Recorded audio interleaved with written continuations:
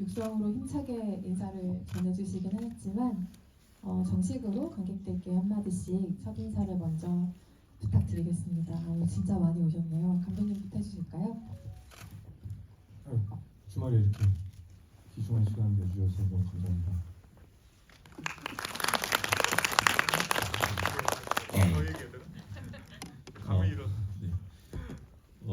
저는 파수꾼에서 백희준 역을 맡은 박정민이고요. 파수꾼으로 관객분들을 이렇게 직접 만나뵙는 거는 10년이 넘은 것 같은데, 그래서 사실 잘 기억도 안 나고 어떤 대답을 좀 이렇게 정확하게 해드릴 수 있을지 자신은 없지만 그래서 성심성의껏 답변드리고 즐거운 시간 보내다가 갈 수 있었으면 좋겠습니다. 이렇게 와주셔서 감사합니다.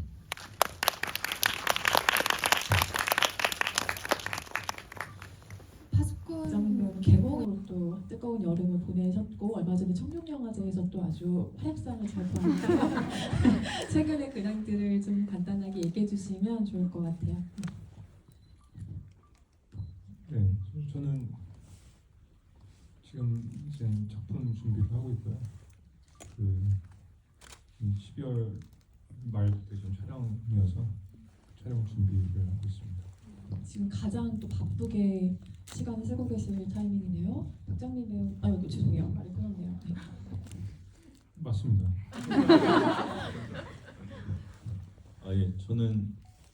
저도 12월 말부터 이제 촬영 시작하고 감독님하고 같이 작품을 이제 하게 돼서 준비 열심히 하고 있고, 최근 근황 말씀하셨다시피 이제 뉴진스 직관 그게 저의 가장 최근에 있었던 특별한 일입니다.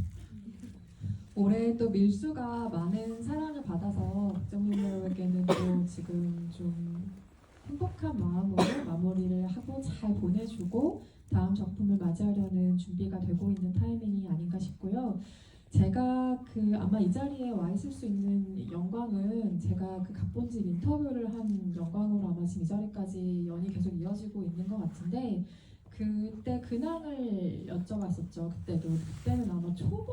늦봄? 5월쯤 이때쯤으로 제가 기억을 하고 그때 근황을 물어보고 각자의 변화들을 짚었을 때 그 얘기가 굉장히 인상 깊었어요. 감독님께서 아마 그 얘기를 하셨죠. 우리 셋은 사실 그다지 달라진 게 없는데 우리 셋이라 하면 그 자리에 이재훈 배우도 계셨기 때문에 정민이가 예전에는 전혀 좋아하지 않았던 온라인 게임에 열중하고 있다. 그거 빼고는 우리 사이가 별로 달라진 게 없다. 그래서 박정민 배우도 이후에 화답하듯 맞다. 지금의 나는 어떻게 하면 게임을 잘할 수 있을지만 몰두하고 있다. 이런 답변을 들려주기도 하셨는데 그냥 이건 반 농담 같은 질문인데 아직도 열심히 하시죠? 온라인 게임. 예, 조금 늘었습니다. 다행입니다. 네. 네, 어떻게 하면 늘릴 수 있을까 고민만 하시다가 실적이 되셨군요. 감독님과는 제가 여름에도 또 한 차례 각본집 관련 집을 했기 때문에 그때 감독님께는 드렸던 질문인데요. 배우들이 그 자리에 함께하지 못하셔서 스케줄상 박정민 배우께 드리지는 못했던 질문입니다. 이게 각본집이 나온다는 게 모든 영화에만 주어지는 어떤 보너스 같은 개념은 아닌지라 그 영화를 내가 물성으로 손으로 감각할 수 있는 책으로 받아보는 기분이 어떠실지 굉장히 궁금해요. 나오기 전에 생각하셨던 게 있고 직접 물리적으로 손에 만졌을 때 또 느껴지는 감흥이 있으셨을 것 같은데요. 사실 제가 촬영하고 이러느라고 받아놓고 아직 만져보지를 못했어요. 사실 펼쳐보지 못했는데 물론 이제 펼쳐보지 않더라도 어쨌든 이 책이 그렇게 나왔다는 어떤 의미만 놓고 이야기를 해보자면, 사실 조금 특이한 게 보통 제가 출연했던 영화 중에 대본집이 나왔던 것들이 있기도 하고 없기도 한데 보통은 개봉하고 1, 2년 사이에 이제 기획이 돼서 나오거든요. 근데 이 영화는 지금 12년이 넘는 거의 13년이 다 돼가는 이 시기에 대본집이 나오고 다시 한번 또 그것들을 찾아주시는 분들이 계시고 한다는 게 저한테는 다시금 내가 이 직업을 이제 선택하고 영화 배우라는 것이 되어서 이제 됐을 때 내 첫 시작을 꽤나 훌륭한 영화로 내가 시작을 했나보다라는 어떤 의미를 다시금 좀 새길 수 있게 만들어주는 것 같기도 하고, 뭐 사실 저는 초심이라는 말에 굉장히 좀 알레르기가 있는데, 그 조심이라는 거를 다시 한번 또 생각해 보게 되는 계기가 되는 것 같기도 하고, 아무튼 여러모로 저한테는 큰 의미였고, 그래서 이 책이 나온다고 했을 때, 그리고 이 책에 실릴 인터뷰를 한다고 했을 때, 이 GV를 한다고 했을 때, 그냥 뭐 일말의 고민 없이 제가 선뜻 하겠다고 한 것도 그 영화에 대한 감사와 또 어떤 추억 때문인 것 같아요. 네. 파수꾼이라는 영화의 심리 배우분들이 그러시는 것 같은데 좀 부끄럽고 창피해서 안 보게 되는데, 제가 최근에 뭐 최근이라고 하면 요 몇 년인데 근 몇 년 동안 제가 유일하게 이제 한번 정면으로 이렇게 들여다볼 수 있게 된 유일한 영화가 파수꾼이에요. 이 영화는 제가 그걸 이 영화에서 제가 뭐 잘해서 그런 게 아니라 이제 10년이라는 시간이 지났고 24살의 박정민이라는 사람이 잘하면 얼마나 잘하겠어 하고 이제 약간 그냥 나이든 박정민이 젊은 박정민을 지켜보는 것처럼 볼 수 있게 된 것 같은데, 그럼에도 불구하고 제가 이 영화를 가끔씩 이렇게 보면 좀 뭐랄까 좀 각이 잡힌다고 해야 되나요? 내가 사실 저는 이 영화가 저를 이렇게 영화 배우로 만들어 줄 거라는 예상을 못했거든요. 처음 이 영화를 시작할 때. 근데 이 파수꾼이라는 영화가 저를 이렇게 이 산업에 쑥 밀어넣고 그 영화를 등에 업고 제가 몇 년간 정말 일도 했었고 하다 보니까 되게 좀 큰 산 같고 어떤 나에게 다시 오지 못할 순간이라는 생각도 좀 들고, 그러다 보니까 항상 이 영화를 딱 대할 때는 좀 각이 잡히는 게 있는 것 같아요. 마음이 편안하게 이제 지켜봐 보는 것도 있지만 그 반면에 항상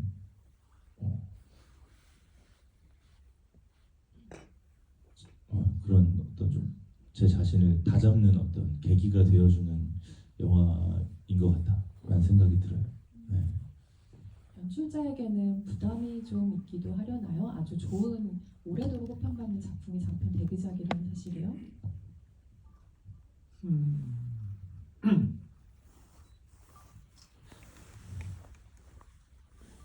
저는 근데 별 생각 없이 사는 그 순간순간을 사는 분이어서 이렇게 엄청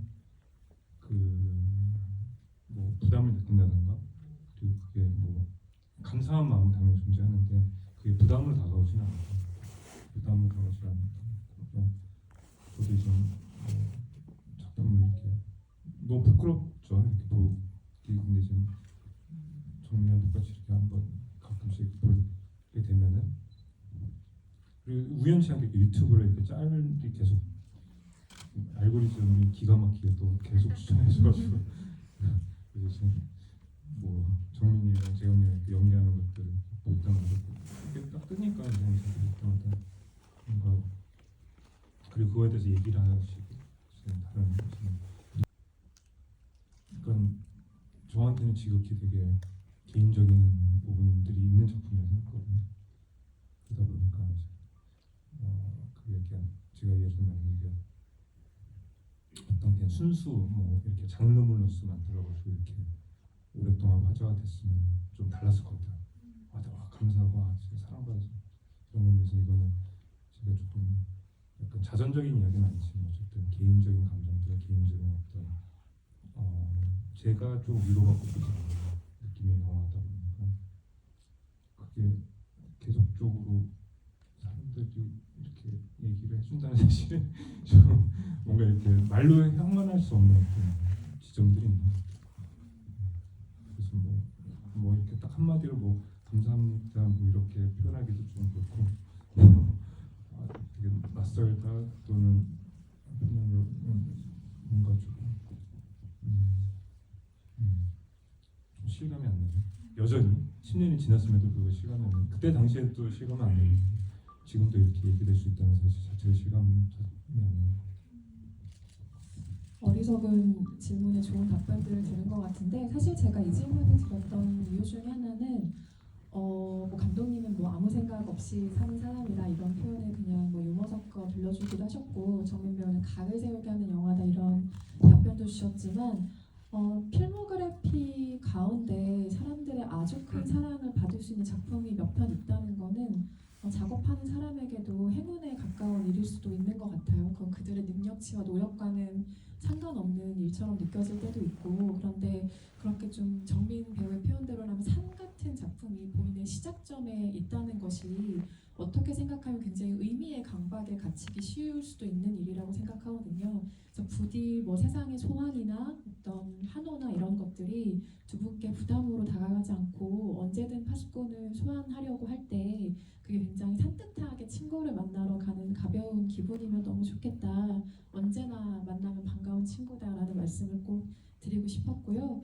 파수꾼을 생각할 때마다 저는 꽂히게 되는 지점이 다 달라요. 아마 여기 계신 분들도 다 그러시지 않을까 싶어요. 그래서 어떤 날은 파수꾼이란 제목을 혼자 막 곱씹어 보기도 하고 어떤 날은 씬 하나를 막 생각해 보기도 하는데 오늘 오기 전에는 유난히 영재가 계속 제 머리에 있었어요. 블링크 나이트라는 영재가 붙어 있죠. 이걸 그냥 뭐 직역을 한다면 뭐 절망적인 밤 뭐 이런 식의 정도의 의미가 될 텐데 왜 이 제목에 오늘 계속 생각이 맴돌았을까 싶은 경로를 따라가 보니 이 영화의 밤 장면이 별로 없어요. 실상은 생각했을 때 밤이 중요한 기능을 하는 장면들이 있지만 학생들 사이의 낮이라거나 아니면 오히려 어스푸름한 새벽녘 같은 뭐 이런 식의 장면들이 훨씬 많은 영화로 기억이 되는데 혹은 그게 상징하는 바가 조금 더 큰 의미로 기억이 되는데 감독이 떠올린 이 밤의 절망스러운 이미지라는 게 뭐였을까? 어떤 이미지였길래 이게 영재까지 가게 된 걸까 하는 궁금증이 오늘 문득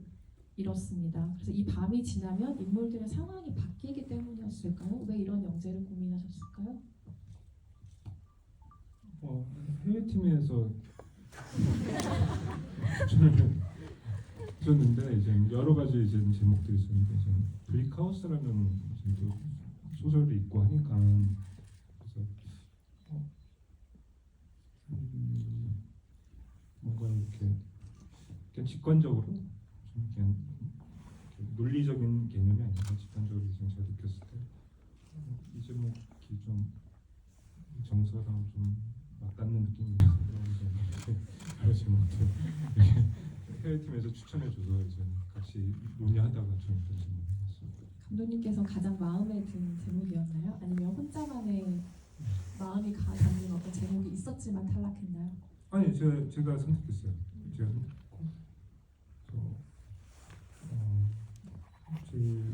뭐 파수꾼하고 완전히 다른 형태의 어떤 결의 제목이지만 정서적인 지점에서 좀 맞닿는 느낌이 있었어요. 각본집을 미리 보셨던 분들은 이미 받아보셨을 테고 이후로 각본집을 구매하실 분들은 이후에 보게 되실 텐데요. 각본집에는 그 세 친구가 웃으면서 찍은 필름 사진이 들어있어요. 누군가가 찍어주었을 법한 혹은 자기들이 막 타임 카메라 세워놓고 막 찍었을 법한 사진이 있는데 책 뒷부분에도 있죠. 뭐 소품샷 이렇게 사진을 정리해놓은 구석이 있고 소품컷 목적으로 촬영이 된 사진이 확실하긴 한데요. 이게 촬영이 어느 정도 진행됐을 때 찍었던 사진인지 혹시 기억하세요? 왜냐하면 너무 자연스러운 느낌이에요. 그거 촬영 전에 을왕리 가서 한겨울에 반팔 입고 찍은 너무 추웠던 기억이 있어요. 그걸 왜 촬영 전에 찍으셨어요? 촬영 전에 필요했던 소품입니다. 단순한 이유로. 그 사진들이 있어야지 좀 그 기타 아버지가 좀 보는 그 기태의 어떤 흔적들 들여다볼 때 있어야지 되는 사진들. 그래서 촬영 전에 찍었었고 또 이번에도 제가 소품 사진이 필요해가지고 한겨울에 이거 좀 찍고 네, 있는데 또 얇은 옷 입고 찍었죠. 옛날 생각나고 근데 그때 저희가 그 촬영 전이더라도 이미 배우들이 그 프리 단계에서 워낙에 또 많이 만나서 얘기하고 뭐 놀고 이래가지고 그 관계 자체 뭐 이렇게 사진을 찍을 때만 이렇게 자연스럽게 웃고 이렇게 하는 거는 자연스럽게 됐던 것 같아요. 예. 뭐 이렇게 촬영을 진행하다가 굳이 뭐 그렇게 하지 않더라도 이미 너무 친해져서 촬영이 들어갔기 때문에. 그러셨구나. 그 촬영장의 소품은 뭐 촬영 순서에 따라서 중간에 찍기도 하고 뭐 이런 경우들도 간혹 있으니까요. 그래서 보면은 너무 이 관계성이 잘 살아나는 얼굴 표정과 느낌이어서 아마 촬영 초반 어느 정도 진행되고 찍은 사진일 거니요 짐작을 했는데 완전히 촬영 전에 찍으신 사진이라고 하니 또 놀라운 기분이 드네요. 그 배우들과 감독님 인터뷰를 진행했을 때 박정민 배우가 그날 너무 주옥 같은 말들을 많이 해서 제가 그 덜어내는데 진짜 애를 먹었었는데 그 중에 제가 인상적으로 기억하고 있는 것 중에 하나가 자연스러움의 강박이 우리 모두에게 있었던 것 같다. 이 영화를 찍을 때 자연스러워야 한다가 뭔지도 모르는 상태에서 일단 자연스러워야 돼. 이게 막 강박처럼 있었다는 고백을 하고 그 이후에 한 말이 사실은 더 인상적이었는데요. 지금은 그때도 이게 부끄러운 단어라고 하셨어요. 뭐 초심이라던가 아니면 고마운 고향 정도의 의미만으로 이 영화를 남겨두고 특정 기준에 갇히지 말고 그러니까 뭐 장르라던가 인물의 특성이라던가 이런 것에 갇히지 말고 나를 그냥 자유로운 상태로 두어야 더 좋은 연기들이 나올 수 있을 것 같은 걸로 생각이 점점 바뀌고 있다라는 이야기를 들려주셨어요. 그때 저는 그 대답이 굉장히 인상적이었는데 그때와 큰 변화가 없을 만한 시간의 흐름이기도 하죠. 저희가 5월쯤 만났으니까 그럼에도 한번 다시 여쭤보고 싶은데 지금 생각하는 그 자연스러움이라는 거 정말 그 고등학생들 같은 또 저는 그때 그 단어를 처음 들어봤는데 요즘엔 너무 많이 쓰여서 사실 좀 쓰기가 부끄럽죠. 좀 날것의 느낌이라든지 그런 느낌의 연기를 감독님께서 좀 배우들이 해주길 바라셨던 것 같고 그럼 그걸 그렇게 하려면 어떻게 해야 하는가에 대해서 이제 여러 가지 그 어떤 감독님 솔루션을 제공해 주시고 저희도 막 시도를 해보고 하면서 그 영화를 이제 파수꾼을 촬영을 했었는데 이제 문제는 그 이후인 거죠. 그 이후에 그러니까 저희가 파수꾼에서 했던 그 연기들로 어쨌든 그 당시에 이 영화를 보신 분들은 칭찬을 많이 해주셨고 저희한테 연기를 잘한다고 하시니까 이렇게 하면 연기를 잘하는 거구나라고 제가 몇 년 동안 생각하고 있었던 것 같아요. 근데 이제 여러 가지 작품들을 이제 제가 거듭하면서 그 파수꾼에서 내가 했던 연기를 다른 영화에서 다 적용할 수 있는 건 아니구나라는 거를 좀 깨달았던 것 같고 그러다 보니까 지금은 그냥 그 작품마다 혹은 그 영화를 만드는 감독님들의 성향에 따라서 여러 가지로 배우들은 그냥 그때그때 그 작품에 맞게 딱 변을 게 의무인 것 같은데 사실 배우들이 다 잘할 수는 없잖아요. 그러다 보니까 항상 이제 작품들을 만나면 어려운 것 같아요. 뭐 이렇게 10년이 넘는 시간 동안 제가 여러 작품을 했지만 아직도 뭐 새로운 감독님을 만난다든지 새로운 영화를 만난다든지 할 때 굉장히 어렵더라고요. 그 영화 안에서 내가 자연스럽게 연기를 해야 되니까 그 영화의 톤에 맞게. 예를 들어서 지금 감독님하고 준비하고 있는 이 작품은 또 파수꾼하고는 또 다른 결의 작품이거든요. 이거를 또 준비하는데 제가 또 막 엄청 머리를 싸매고 연구를 하고 있는 중이에요. 파수꾼처럼 연기를 하는 건 맞지 않으니까 이 영화에서 그런 고민들을 계속 하게 되는 것 같아요. 그리고 사실 이 부분은 제가 뭐 후배들을 만나면 한 번씩 좀 해주고 싶은 이야기이기도 해요. 예. 그러니까 되게 나이가 어리고 경험이 적을수록 그 경험이 자기의 전부가 돼가지고 거기에 갇혀 있는 경우들이 굉장히 많은데 그런 사례들을 본 적도 있고 굉장히 잘하는 친구인데 여기서는 왜 그때 그 모습이 보이지 않지 하는 건 사실 그 영화하고의 궁합, 그 감독하고의 궁합도 저는 있다고 보는데 그런 것들을 후배들한테도 나중에 내가 이야기해줄 기회가 있다면 해주고 싶다라는 생각이 들 정도로 저한테는 좀 어떤 깨달음이었던 것 같아요. 계속 이 작품들을 하다 보면서. 네. 그럼 지금 윤석열 감독과 하고 계신 작업에서 파수꾼의 자연스러운 만큼 뭘 강조하고 계세요, 윤석열 감독? 그건 비밀입니다. 네. 보셔야 그 작품을 보시는 게 괜히 떠들었다가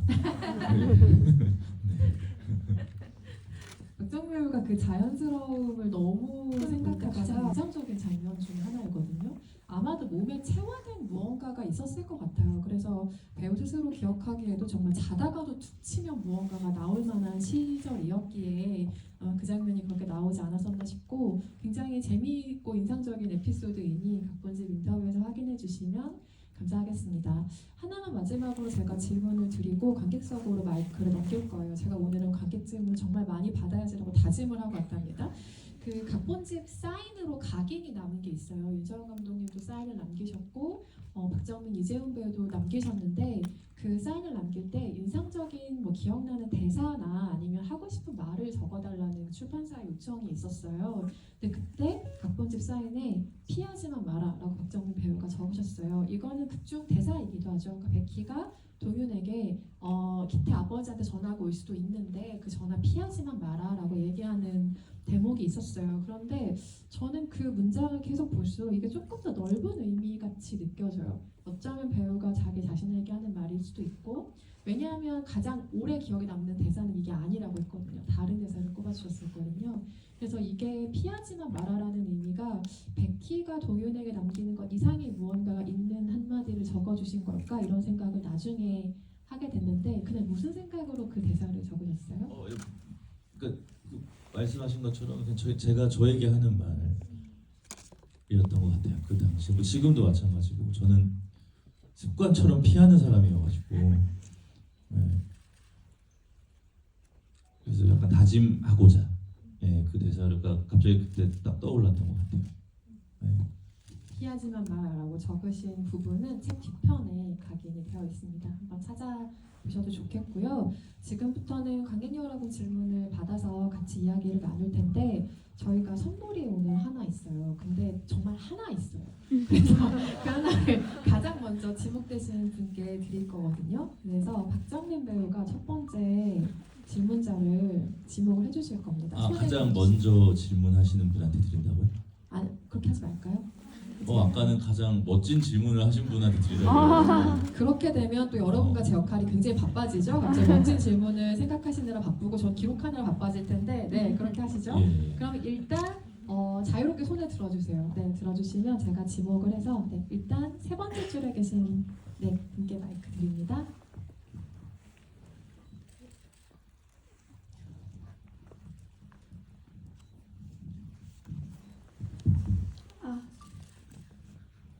윤서현 감독님이랑 박정민 배우님께 질문 하나씩 드리고 싶은데요.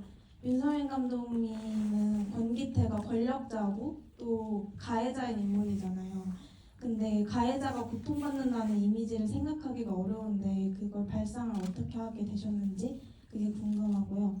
박정민 배우님은 방금 말씀하셨듯이 피하지만 마라 라고 본인에게 다짐하는 말이라고 하셨는데 만약에 저희가 일상에서 무언가를 회피하는 경우가 많잖아요.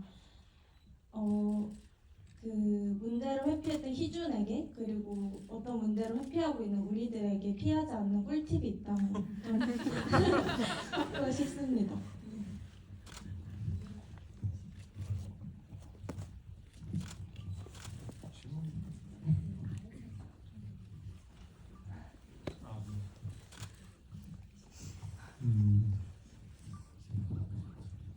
반항이 예상되죠? 첫 질문부터 기억을 못하시는. 기억이 안 나는데 진짜. 아니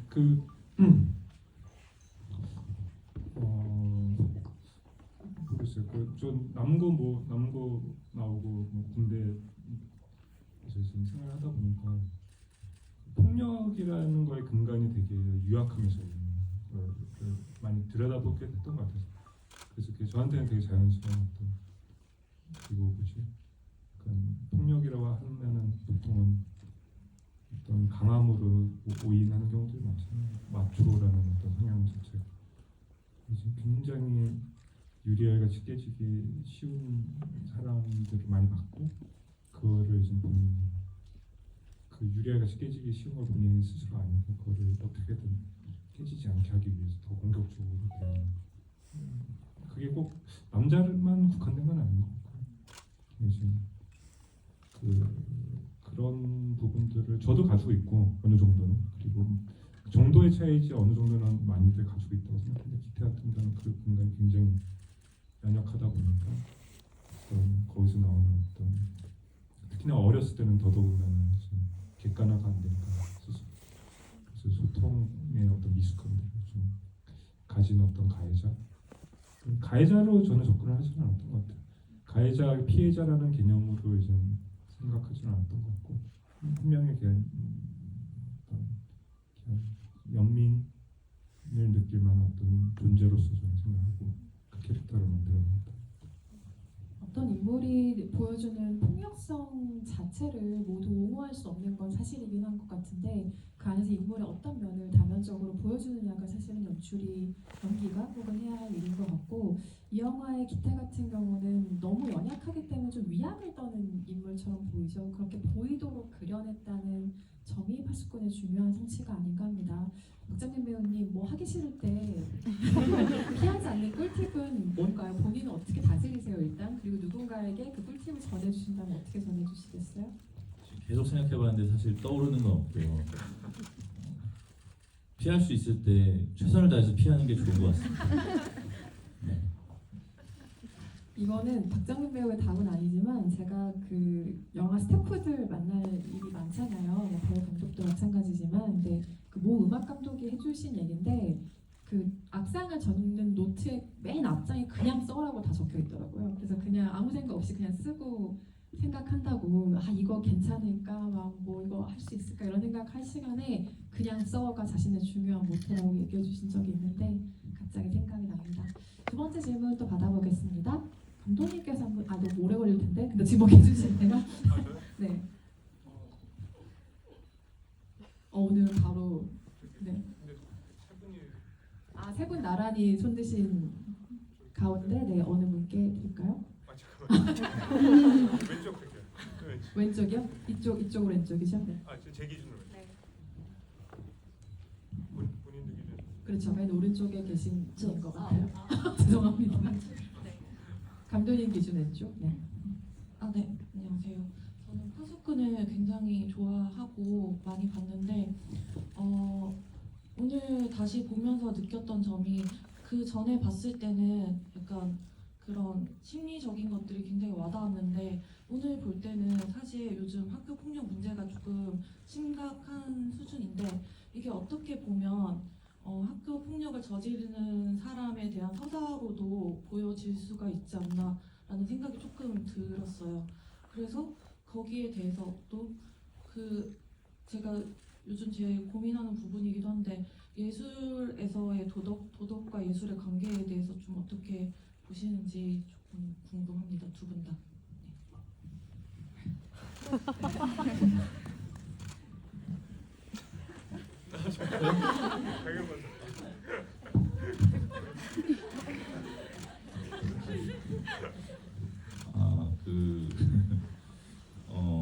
저는 우선 기본적으로 예술은 눈치 보면 안 된다고 생각합니다. 하지만 대중예술은 눈치를 좀 봐야 된다고 생각을 하고요. 무언가를 적나라하게 보여주고 나서 그걸 보는 사람으로 하여금 여러 생각을 만들게 하는 게 어떤 예술의 역할인 것 같기도 한데요. 물론 이제 너무나 사람들이 많이 접할 수 있는 매체에서는 그 도덕성을 어느 정도는 지니고 가야 되겠죠. 그러니까 이제 등급도 있는 거고 뭐 그런 거지 않을까 싶고요. 그 기태에 관해서 감독님께서 말씀해 주실 것 같습니다.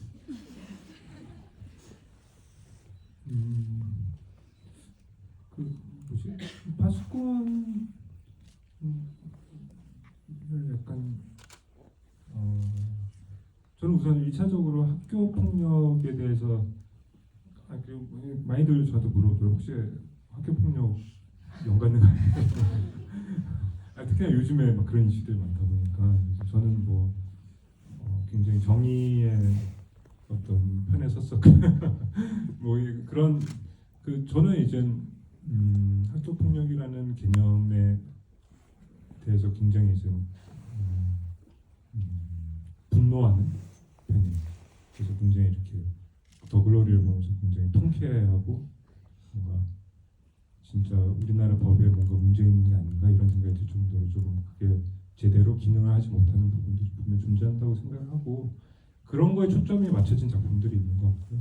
인간이란 거에 이제 포커싱이 된 작품이 있는 것 같은데 이제 아무래도 학교 폭력적인 성향들이 이제 들어가 있다 보니까 이제 그런 바운더리를 보면 이제 약간은 흑과 백으로 봐야 되는 지점들이 생기는데 그렇게 보게 되면 좀 어려움이 있는 작품이 생각이 들고요. 특히나 기태라는 인물은 이거는 그냥 어떤 소통의 미숙함이 가진 어떤 연약함 뭐 꼭 아이들이라고 해서 생기는 부분이 아니라 한 명의 인간으로서 이제 저보다 나이가 저희 부모뻘 되는 분들도 저한테 와서 자기 부부들이 겪는 일을 자기가 본 것 같다 이렇게 말씀하시기도 하고 그리고 지금 이제 10몇 년이 흘렀는데 이제 제가 오랫동안 알던 그 대학교 때 친구들 저한테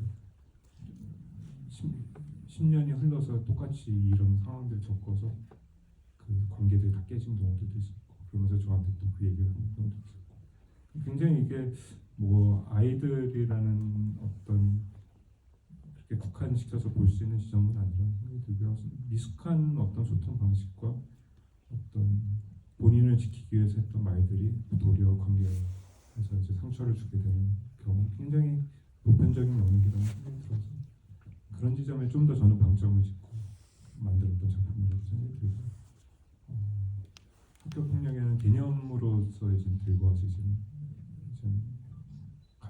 그렇게 바라보게 되면 이제 조금 저도 이제 관점이 많이 달라졌을 것 같아요. 관점이 굉장히 많이 달라졌을 것 같고 저는 이제 예술 작품이라는 게 되게 모호한 말인 것 같아요. 대중예술, 특히나 대중예술이라는 거. 근데 이제 확실한 건 대중이거든요. 예술이 모호한 건데 이제 대중은 이제 확실하기 때문에 저는 작품이 좋은 대중예술, 좋은 영화는 상업 영화는 이게 뭐지 예술 영화는 좀 다른 카테고리에서 볼 수 있는데 좋은 상업 영화도 좋은 대중예술은 어쨌든 제의적인 요소가 있는 작품을 저는 좋아하는 것 같아요. 그 제의적인 요소라는 건 지금 현실에서 굉장히 답답하잖아요. 뭔가 되게 문제들이 많이 발생하고 있고 그거를 저희는 이제 그거를 한 맺힌 귀신으로 보는 거고 그 한 맺힌 귀신을 이렇게 승화시키는 작업을 하는 게 저는 작품을 대하는 사람들의 태도여야 된다고 생각합니다. 약간 무당 같아요. 그래서 그 대중들이 느끼는 그것들을 이제 풀어줄 수 있는 어떤 작품이 되는 대중예술의 작품도 저는 굉장히 좋아하는 것 같고 만약에 그런 관점에서 만들었으면 저도 그렇게 좀 접근하지 않았을까라고 생각합니다. 확실히 대중예술의 중요한 기능 중에 하나가 동시대 무언가를 위모하는 일인 것 같다는 생각을 저도 개인적으로 자주 하는데 인상적인 답변이었습니다. 사실 사회자의 슈퍼패스 같은 게 뭐 있을 리는 없는데 아까 마이크를 제가 뺏었던 게 너무 죄송해서 영역분께 마이크를 드려서 다음 질문 한번 받아볼까요, 우선?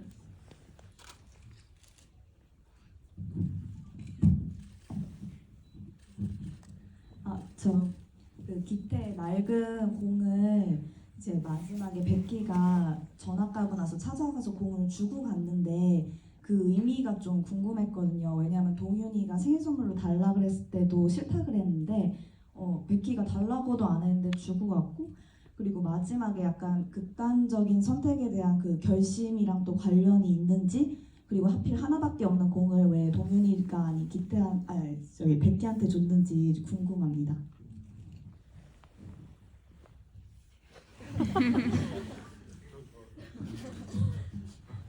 답변하실 수 있는 분께서. 저는 몰라요. 저거보다 명확한 답변은 없죠. 저는 몰라요. 네. 감독님께서 해주셔야겠네요. 그 동윤이가 아닌 왜 베키한테 줬는지 일단 네. 그 뭐죠? 기태가 그때는 답이 있었는데 지금 제가 저도 잘 생각이 안 나요.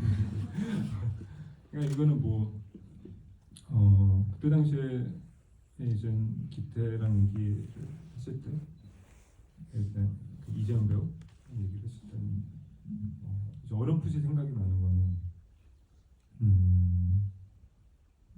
결국에는 이젠 그 되게 다 서로한테 상처를 주고 상처를 받고 이렇게 다 얽힌 관계라고 생각했거든요. 베키도 그렇고 동현도 그렇고 기태도 그렇고 서로한테 상처를 주기도 하고 상처를 받기도 하고 하면서 이렇게 무한 반복식으로 이렇게 뭔가 그런 친구 간의 관계성들이 좀 이렇게 만들어진 부분도 있다 보니까 본의 아니게 그러다 보니까 당연히 거기에 어떤 미움, 애정 그리고 또는 상처를 준 거에 대한 죄의식도 존재한다고 생각했던 것 같아요.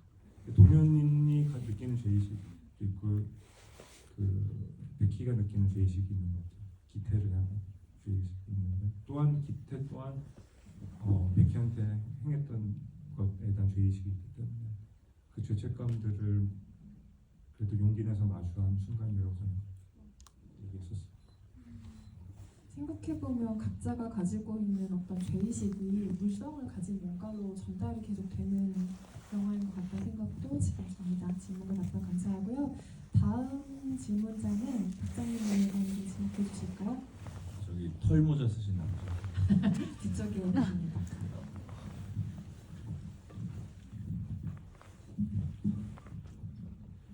감사합니다. 아까 GV 파수꾼 처음 보느냐고 손들었던 사람 중에 한 명인데 제가 파수꾼도 처음인데 GV도 처음이라 가지고 되게 떨리지만 저도 기태처럼 주목받는 걸 좀 좋아해가지고 네. 사실 질문할 게 그렇게 없었는데 일단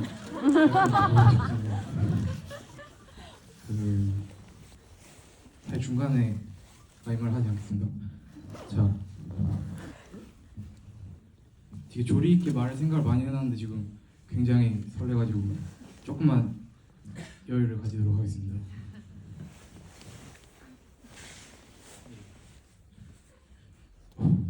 제가 지금 군인인 상태로 여기 휴가를 나와가지고 이 파수꾼 GV를 보러 오게 됐는데 영화를 볼 때 너무 깊게 생각하지 않고 제가 딱 봤을 때는 그 연출을 되게 파편적으로 시간 순서가 아니라 파편적으로 해서 저는 오히려 감정이 더 와닿았다고 생각하는데 혹시 이렇게 연출을 하신 의도가 무엇인지 묻고 싶습니다. 앉으셔도 됩니다.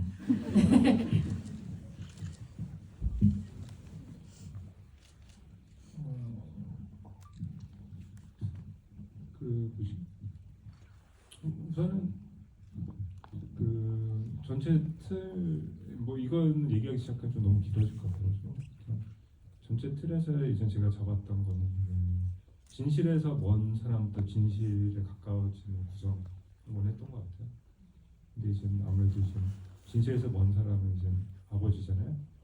이제 진실에서 먼 사람에서부터 이야기가 시작이 되다 보니까 그 진실에서 가까워지는 현재의 이야기와 그리고 과거의 그 진실을 조금이라도 좀 저희가 느끼고 들여다볼 수 있는 과거의 이야기를 분리해가지고 이렇게 해야지 된다고 생각했던 것 같아요. 대부분은 처음부터 편집의 흐름도 계획을 하지만 간혹은 촬영한 이후에 이 시간 순위 편집으로 계산하는 영화들도 있거든요. 근데 파수꾼의 경우에는 아예 처음에 글을 쓰실 때부터 이런 접근과 시간의 제시를 생각하시고 하신 것으로 알고 있습니다. 질문과 답변 감사하고요. 다음 질문 또 받아볼까요? 사이드에 계신 분은 너무 안 들렸죠? 두 번째 줄에 계신 관객분께 마이크 드립니다. 감사합니다. 제가 이 영화를 이제 10대 때, 중학교 때도 한 번 보고 고등학교 때도 한 번 영화를 봤는데 그때는 보면서 이제 제가 학생이니까 학교에 있는 다른 친구들의 이야기를 그냥 소문으로 듣듯이 가볍게 봤었단 말이에요.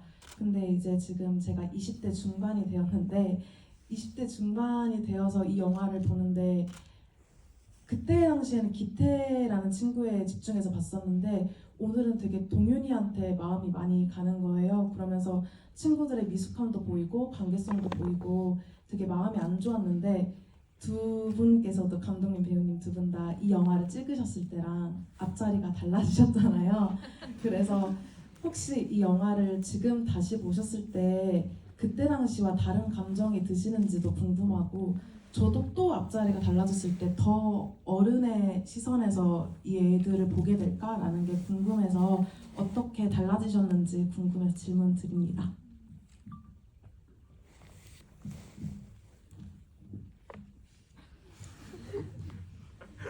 생각해보지 않아가지고.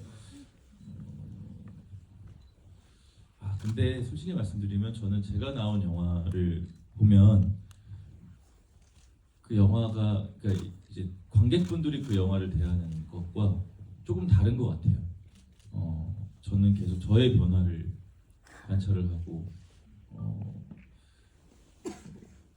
지금 요 나이가 된 요 정도의 경험을 한 배우가 나의 데뷔작을 봤을 때의 느낌으로 계속 받아들여져서 그 영화의 내용에 관해서 제가 막 곱씹어보고 이러지는 못하는 것 같아요. 이거는 저의 성격 때문인 것도 있는 것 같고 그래서 아까 뭐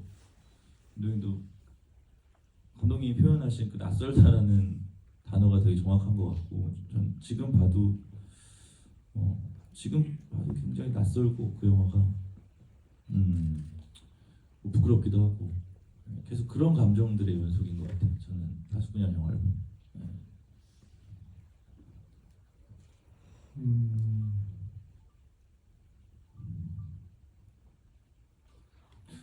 뭐지? 앞자리가 두 번 바뀌었거든요. 앞자리가 두 번 바뀌었는데 촬영할 당시 개봉 기준으로는 아마 앞자리 한 번 바뀐 것 같고 촬영 기준으로 하면은 제가 29인가 그때 촬영했던 거. 제가 인생 살면서 제일 어두웠던 시기인 것 같아요. 한없이 어둡고 진짜 한없이 이렇게 뭔가 되게 깊은 생각에 빠져 있고 굉장히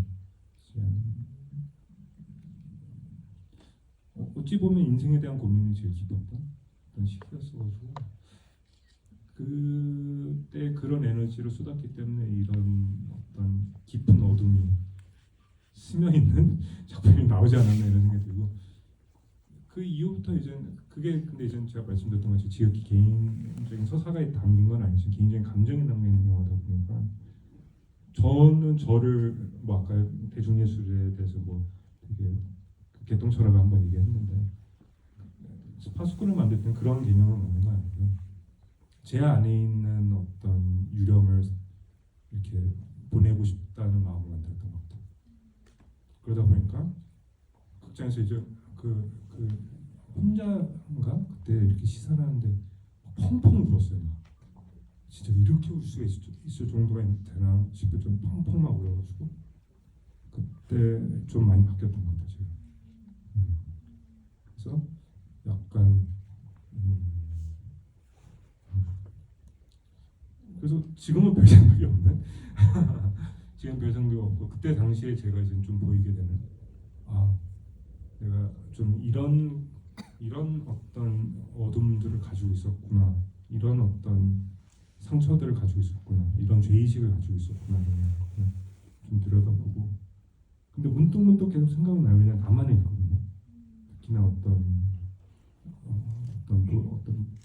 파편적인 부분들이 이제 남아있기 때문에 그게 사라지는 건 아닌가.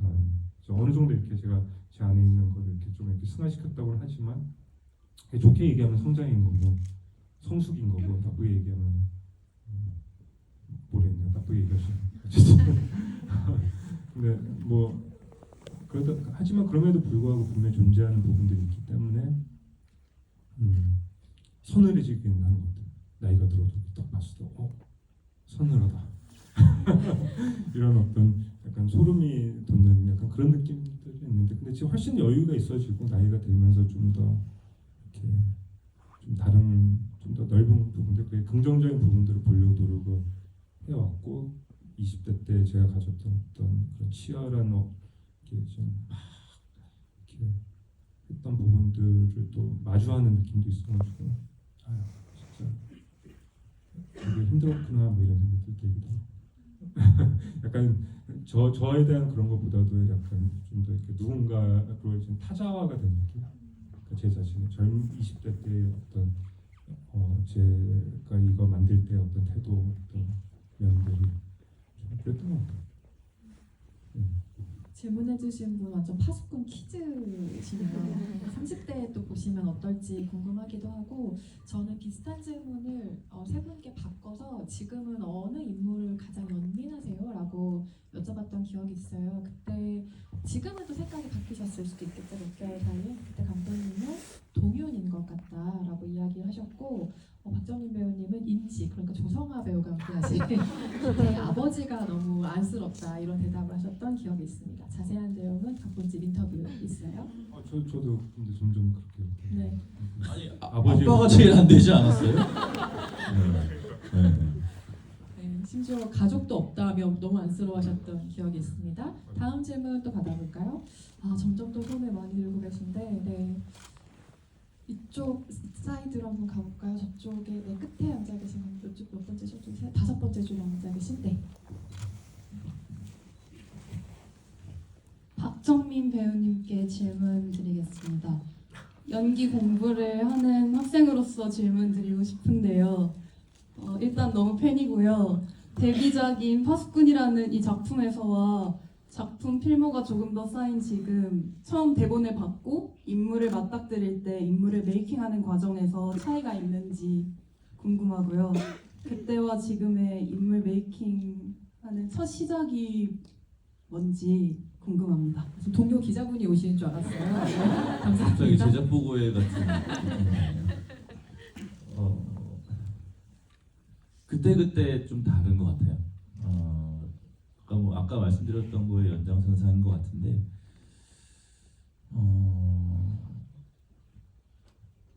우선은 저는 기본적으로 감독님들하고 그 프리 단계에서 제가 좀 어떻게 했으면 좋겠는지를 얘기를 많이 나누는 편이고 이제 감독님들이 제시를 해주시면 그에 따라서 준비를 하죠. 근데 이제 뭐 연기를 이제 공부하신다고 하니까 보통 배우들이 이제 혹은 뭐 학생들이 학교에서 배우는 것들 있잖아요. 기본적인 것들. 그런 것들은 뭐 다 배우들이 알아서 다 이렇게 준비를 집에서 이제 그렇게 하는 것 같고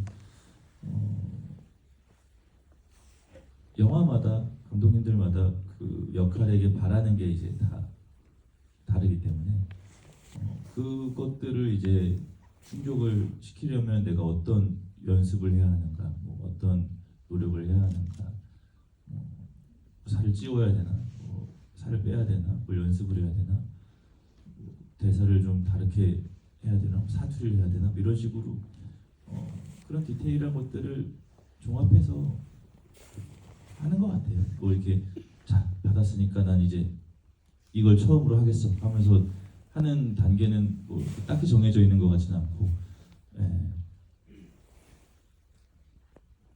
그렇습니다. 하지만 기태의 경우에는 혹독한 트레이닝 과정으로 만들어진 기태가 아니라 백희의 기준에는 아주 그렇죠. 혹독한 트레이닝으로 만들어진 예, 것이죠. 캐릭터는 네. 자세한 내용은 각본집 인터뷰에 드리겠습니다. 그 하나하나가 다 쌓이게 되는 것 같아서 그래서 재밌는 일이라는 생각이 들어서 저는 연기를 하지는 않지만 어쨌든 연기를 하는 친구들 주변에 보면 더 당연 왜냐면 인간을 보여주는 일이다 보니까 뭐 그냥 정답이 없다라고 말씀을 드리고 싶은 것 같아요. 언젠가 두 분과는 현장에서 저와는 취재하고 한번 만나는 일이 있으면 좋겠어요. 시간 관계상 마지막 질문을 받아볼게요. 시간 관계상 너무 죄송합니다. 박정민 배우께 이 어려운 임무를 맡겨드리겠습니다. 한 분을 지목해 주시죠. 네, 그 제일 가까이 계시는 분한테. 그 저희 검은색 옷 입으신. 네, 두 번째 줄에 계신 관객분. 네, 맞아요. 네. 지금. 네. 끝에 줄. 감사합니다.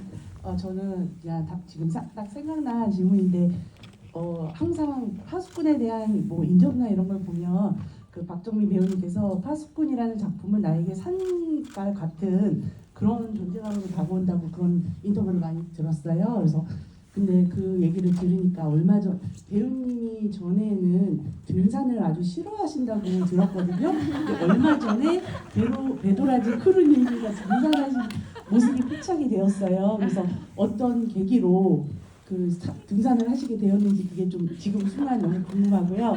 그리고 감독님께는 저는 이 작품을 보면서 이게 비단 아이들, 청소년들뿐만이 아니라 어른들에게도 이게 그 의사소통의 미숙함이나 소통의 부재로 인한 갈등들이 뭐 크게 작게 일어나는 것을 보면서 되게 아슬아슬한 그 관계 속에서 결국에는 결말이 이제 좀 그렇게 슬픔으로 이렇게 치닫았잖아요. 그래서 그런 걸 좀 생각하게 되었고, 그리고 여기 뒤에 장면에서 나오듯이 철길이 그 장소가 철로가 많이 나오잖아요. 그걸 보면서 되게 아슬아슬하다는 느낌을 받았는데 그런 또 장소가 주는 의미가 있었는지, 그리고 기차가 오진 아이들이 놀고 있을 때 기차가 오진 않나 그런 거 고민도 했거든요. 답변 부탁드립니다. 산 같다고 대답하신 것에서 디벨롭이 등산으로 갔어요. 아주 멋있는 디벨롭이었습니다. 등산 어떻게 시작하시게 된 거예요? 나이를 먹다 보니 제 뭔가를 정복하고 싶다라는 생각이 들면서 뒷산을 한번 정복해보자라는 생각이 들면서 산을 오르기 시작을 했어요. 그러니까 혼자 등산을 요즘에 혼자 등산을 하고요. 이제 그 배도라지 형들이 이런 데서 배도라지 이름 나오는 거 되게 싫어하거든요. 그래서 그 형들이랑 가는 건 제가 그 형들을 좋아해서 같이 가자고 하니까 가는 겁니다. 여러분 뒤에 뒷동산이 있으시다면 한번 올라보세요. 아침마다 굉장히 상쾌하고 살도 빠지는 느낌도 들고 아주 좋습니다.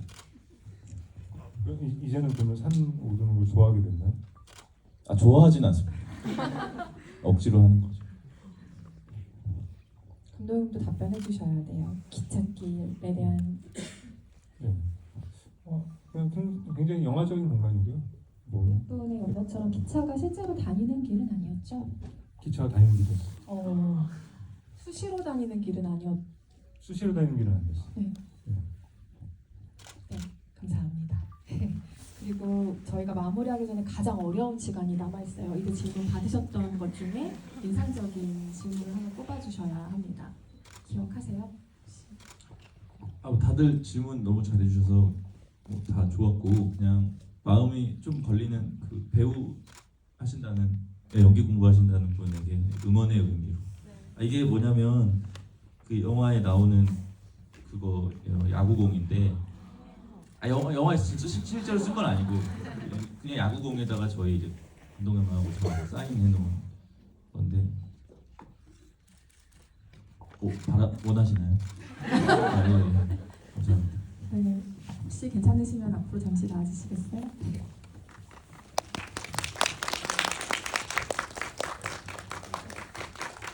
좋은 선물이 되길 바랍니다. 더 오래도록 얘기를 나누면 좋겠지만 아쉽게도 작별해야 하는 시간이 왔어요. 시간 관계상 저희 이제 마무리할 텐데요. 오늘 오신 관객 여러분들께 마지막 인사 한 말씀씩 부탁드리겠습니다. 네. 그냥 이렇게 오늘 이 자리에서 든 생각인데, 이렇게 감사하게도 이렇게 감독님들이 찾아주셔서 작품을 계속 하고 있는 배우로서 그런 이 직업을 갖고 있는 거의 장점은 그 해 저의 얼굴을 기록할 수 있다는 것 같아요.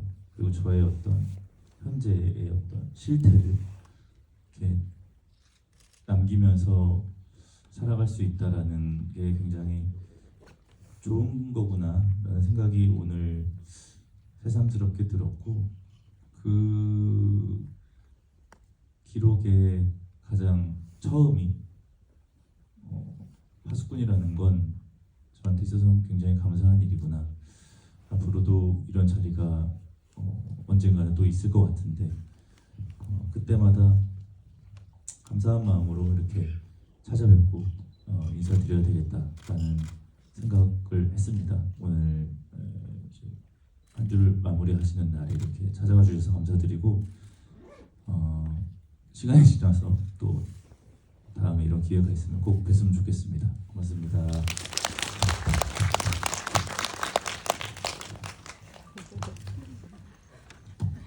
제가 이걸 끄는 방법을 몰라가지고 계속 끌려고 했는데 이제서야 알았네요. 그래서 그것 때문에 제가 이게 손에서 소리가 나가지고 계속 이러고 있었거든요. 제가 이상한 포즈를 들고 있었던 것 같은데 이걸 이렇게 끄는 거구나. 잘못하고 있었어가지고 어쨌든 모르겠어요. 이게 나이가 들어가면서 나이가 든다는 거랑 그리고 사라져 간다라는 거를 더 많이 보게 되는 것 같아요. 더 많이, 그래서 더 가슴이 아프고 또 한편으로는 예전보다 더 견고함이라는 건 없구나. 그러니까 뭔가 이렇게 영원한 건 없다고 하잖아요. 빅뱅 이래.